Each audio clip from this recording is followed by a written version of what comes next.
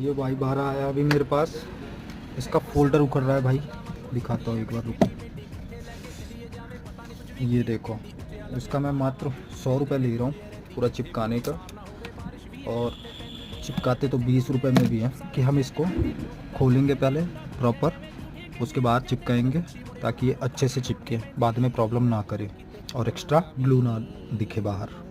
तो 100 रुपये ले रहा हूँ, आप लोग कमेंट करके ज़रूर बताओ कि क्या मैं 100 रुपये सही ले रहा हूँ या ज़्यादा ले रहा हूँ।